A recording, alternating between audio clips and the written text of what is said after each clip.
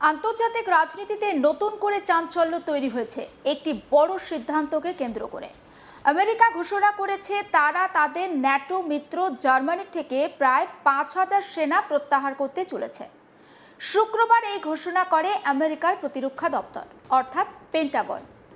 এই সিদ্ধান্ত ঘিরে ইতিমধ্যে শুরু হয়েছে তীব্র আলোচনা এবং উদ্বেগ, বিশেষ করে ইউরোপীয় দেশগুলোর মধ্যে।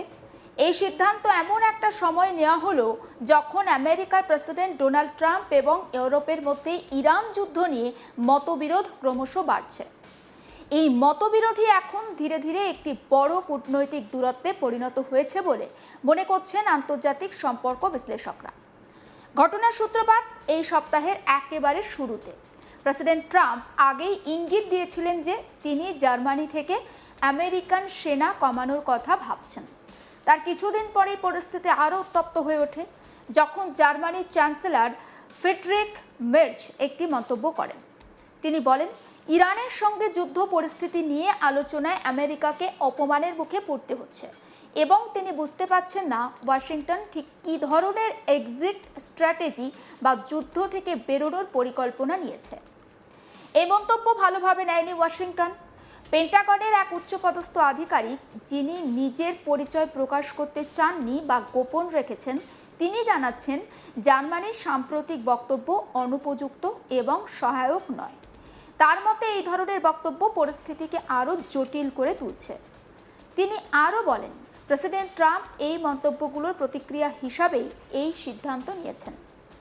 অর্থাৎ এটি শুধুমাত্র সামরিক পুনর্বিন্যাস নয়, বরং কূটনৈতিক বার্তাও বহন করছে, এমনটাই মনে করছেন বিশেষজ্ঞরা। পেন্টাগনের তরফে জানানো হয়েছে এই সেনা প্রত্যাহারের প্রক্রিয়া সম্পূর্ণ হতে সময় লাগতে পারে ৬ থেকে ১২ মাস। বর্তমানে জার্মানিতে প্রায় ৩৫,০০০ মার্কিন সেনা মোতায়েন রয়েছে, যা ইউরোপের মধ্যে সর্বোচ্চ। ফলে ৫,০০০ সেনা সরিয়ে নেওয়া মানে একটি বড়সড় পরিবর্তন। এই সিদ্ধান্তের ফলে ইউরোপে আমেরিকান সেনার উপস্থিতি অনেকটাই কমে যাবে এবং তা প্রায় ২০২২ সালের আগের অবস্থায় ফিরে যেতে পারে। উল্লেখ্য, ২০২২ সালে রাশিয়ার ইউক্রেন আক্রমণের পর তৎকালীন আমেরিকার প্রেসিডেন্ট জো বাইডেন ইউরোপের সেনা সংখ্যা বাড়ানোর সিদ্ধান্ত নিয়েছিলেন। সেই সময় নিরাপত্তার কারণে অতিরিক্ত সেনা মোতায়েন করা হয়েছিল। এখন ট্রাম্প প্রশাসন সেই বাড়তি সেনার উপস্থিতি কমিয়ে আনতে চাইছে। তবে সিদ্ধান্তের পিছনে যে শুধুমাত্র সামরিক কারণ রয়েছে তা নয়, রাজনৈতিক কৌশলগত দিকও রয়েছে। পেন্টাগনের ওই আধিকারিক তিনি জানাচ্ছেন, ট্রাম্প প্রশাসনের একটি বড় লক্ষ্য হলো ইউরোপ যেন নিজেদের নিরাপত্তার দায়িত্ব নিজেরাই নিয়ে নেয়। অর্থাৎ আমেরিকা আর আগের মতো এককভাবে ইউরোপের নিরাপত্তার ভার বহন করতে চাইছে না। তারা চাইছে ইউরোপীয় দেশগুলো নিজেদের প্রতিরক্ষা ব্যবস্থাকে আরও শক্তিশালী করুক। তবে এই যুক্তির পাশাপাশি আরেকটি দিকও সামনে আসছে। ট্রাম্প প্রশাসনের একটি বৈশিষ্ট্য হলো তারা মিত্র দেশগুলোর কাছ থেকে সম্পূর্ণ সমর্থন আশা করে, আর সেই সমর্থনে ঘাটতি দেখলেই কড়া পদক্ষেপ নিতে তারা পিছপা হয় না। সম্প্রতি একটি অভ্যন্তরীণ পেন্টাগন ইমেল প্রকাশ্যে এসেছে, যেখানে বলা হয়েছে যে সমস্ত ন্যাটো মিত্র দেশ ইরান যুদ্ধে আমেরিকাকে সমর্থন দেয়নি, তাদের বিরুদ্ধে বিভিন্ন পদক্ষেপ নেওয়া যেতে পারে। এমনকি স্পেনকে ন্যাটো থেকে সাময়িকভাবে সরিয়ে দেওয়ার কথাও সেখানে উল্লেখ ছিল। এছাড়া ব্রিটেনের ফকল্যান্ড দ্বীপপুঞ্জ নিয়ে আমেরিকার অবস্থান পুনর্বিবেচনার কথাও উঠে আসে। এই পরিস্থিতিতে অনেকেই প্রশ্ন তুলেছেন, জার্মানির পর কি অন্য কোনো দেশ থেকেও আমেরিকার সেনা প্রত্যাহার করা হবে? এই প্রশ্নের উত্তরে ট্রাম্প নিজেই ইঙ্গিত দিয়েছেন যে এমনটা সম্ভব।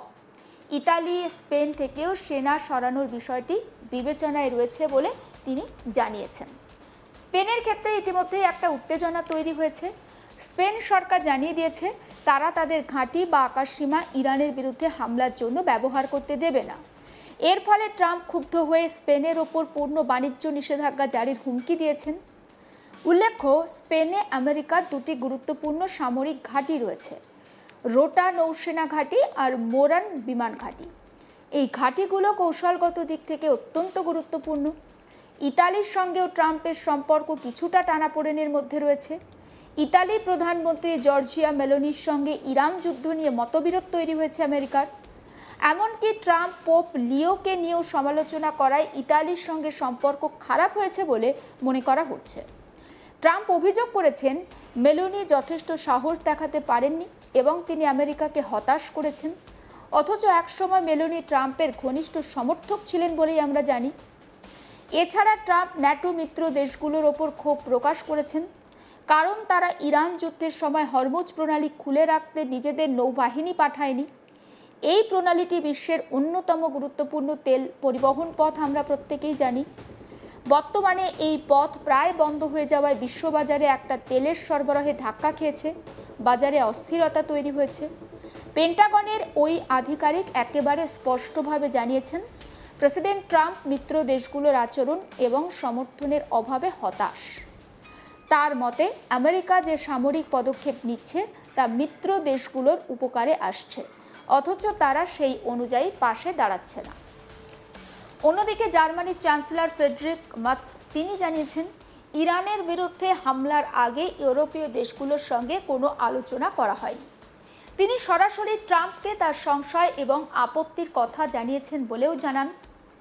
এই পরিস্থিতিতে স্পষ্ট যে আমেরিকা এবং ইউরোপের মধ্যে বিশ্বাসের ঘাটতি তৈরি হচ্ছে, আর এই সেনা প্রত্যাহারের সিদ্ধান্ত সেই দূরত্বকে আরও বাড়িয়ে দিতে পারে। তবে উল্লেখযোগ্য বিষয় হচ্ছে, ট্রাম্প আগে থেকে জার্মানি থেকে সেনা কমাতে আগ্রহী ছিলেন। তার প্রথম কার্যকালের শেষ দিকে তিনি প্রায় 12,000 সেনা প্রত্যাহারের পরিকল্পনা করেছিলেন, কিন্তু সেই পরিকল্পনা বাস্তবায়িত হয়নি। পরবর্তীতে নির্বাচনে হেরে গেলে জো বাইডেন সেই সিদ্ধান্ত বাতিল করেন।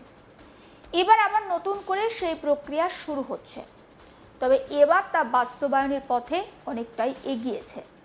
জার্মানির সামরিক আধিকারিকদের একাংশ এই সিদ্ধান্তে বিস্মিত। তারা জানিয়েছেন, পেন্টাগনের সঙ্গে সাম্প্রতিক বৈঠকগুলো ছিল যথেষ্ট ইতিবাচক, আর সেই প্রেক্ষিতে হঠাৎ এই ঘোষণা তাদের কাছে অপ্রত্যাশিত। তাদের দাবি, জার্মানি ইরান যুদ্ধে আমেরিকাকে যথেষ্ট সহায়তা করেছে। তারা তাদের ঘাঁটি ব্যবহারের অনুমতি দিয়েছে, আকাশপথ ব্যবহারের ছাড়পত্র দিয়েছে। এমনকি জার্মানিতে অবস্থিত ল্যান্ডস্টুল সামরিক হাসপাতালও আমেরিকান সেনাদের জন্য গুরুত্বপূর্ণ ভূমিকা পালন করেছে। ফলে সমস্ত দিক থেকে দেখা যাচ্ছে জার্মানি তাদের প্রতিরক্ষা খাতে ব্যয় বাড়ানোর সিদ্ধান্ত নিয়েছে। 2027 সালের বাজেটে জার্মানি প্রতিরক্ষা খাতে বড় বিনিয়োগের পরিকল্পনা তারা অনুমোদন করেছে। তবুও এই সেনা প্রত্যাহারের সিদ্ধান্ত দুই পক্ষের সম্পর্ককে নতুন করে প্রশ্নের মুখে দাঁড় করিয়েছে। প্রাক্তন পেন্টাগন আধিকারিক ইমরান বাউমি তিনি বলছেন, এই সিদ্ধান্ত হয়তো খুব বড় কাটছাঁট নয়, কিন্তু এর প্রভাব দীর্ঘমেয়াদী হতে পারে। তার মতে ইউরোপীয় দেশগুলো এখন নিজেদের প্রতিরক্ষা আরও শক্তিশালী করার দিকে জোর দেবে, কারণ তারা আমেরিকাকে আগের মতো আর নির্ভরযোগ্য বলে মনে করছে না। সমস্ত আপডেট পৌঁছে দেব আপনাদের কাছে। নজর রাখুন আজ তাক বাংলায়, সাবস্ক্রাইব করতে ভুলবেন না।